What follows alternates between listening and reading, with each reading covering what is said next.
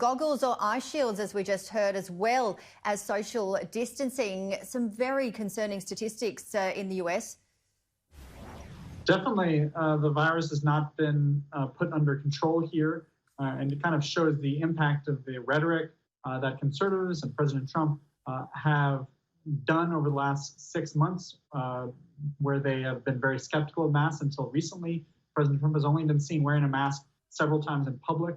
He has criticized the use of masks sometimes, saying that he doesn't want to wear them, and his own people in the Republican Party, like Louis Gohmert, a congressman from Texas, who tested positive for coronavirus this week, said he might have gotten the virus from the mask. And so clearly this has kind of an impact on regular people. Daniel, President Trump suggested this week that the US election on the 3rd of November should be delayed due to the pandemic and results should be known on election night. I believe this would have to be approved by both the House of Representatives and the Senate to change that law. Just how hard would it be to change if, say, there was an emergency? Well, we're kind of in emergency already, and people in Congress from both parties almost unanimously don't want to delay it.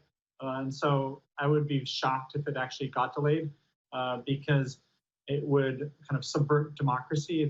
We're not supposed to delay an election just because the president thinks that if it gets moved towards December or January or February, that he might have a better chance. And so Mitch McConnell, Kevin McCarthy, all the top Republicans in Congress, they're against this. So I think this is a basically nil chance of actually happening. A lot of people thought that Trump did that tweet to distract from the poor economic numbers that had just happened a few minutes before. Yes, I was just going to ask you what you thought of Donald Trump's tactic with the tweet. As you said, just as the news came out, that the US economy, well, it sunk to 32.9 in the June quarter, which is the worst on record. He said he was joking. What about the tactics, do you think? Well, this is his common tactic. He loves to distract people.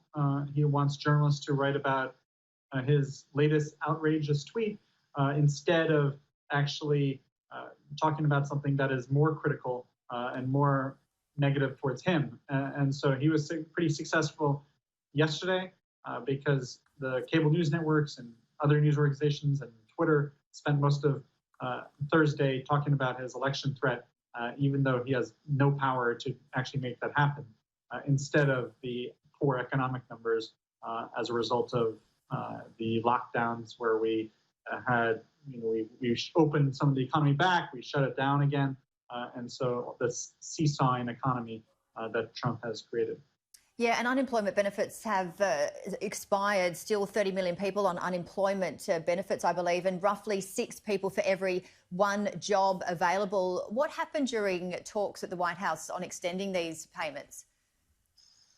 Well, talks have kind of broken down because there's just such a wide barrier between, wide gulf between what Democrats want. They want to extend it well into next year versus Republicans who want a more limited extension that would cost the federal taxpayer less money.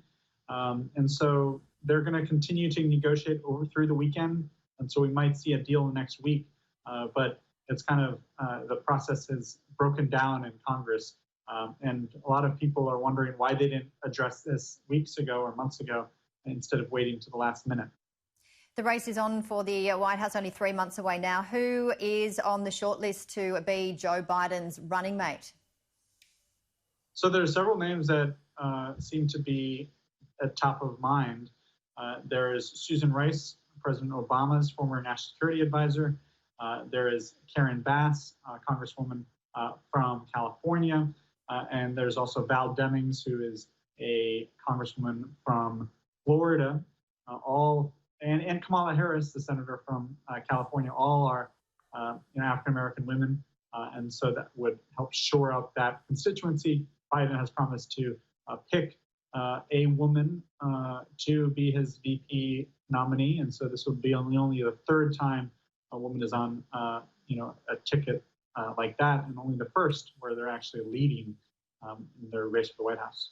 And is Joe Biden still set to announce that this week?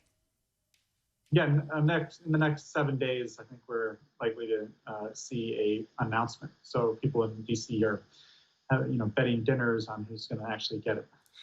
Yeah, will be very interesting the next week. Now, the federal government reached a deal worth up to $2.1 billion with drug makers for a push for a COVID vaccine to be available early next year. What can you tell us?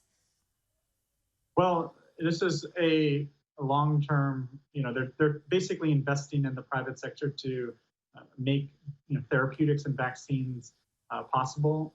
And so this is pretty unprecedented that we're just seeing billions of dollars of taxpayer money go into private drug companies and other firms and research institutions to try to develop vaccines and drugs more quickly to combat the pandemic and also get people immune to the coronavirus. But I think a big question that we haven't seen and that funding is not as easy to address is will most Americans take a vaccine if it has not been gone through the years of testing that is usually the case with all of these vaccines. Yeah, that's absolutely right. There's going to be a lot of transparency needed, and as you mentioned, a lot of people are very hesitant to take part in those vaccines even once they are out and about. Thank you so much, Politico reporter Daniel Lippman, for your time. You stay well. Thank you.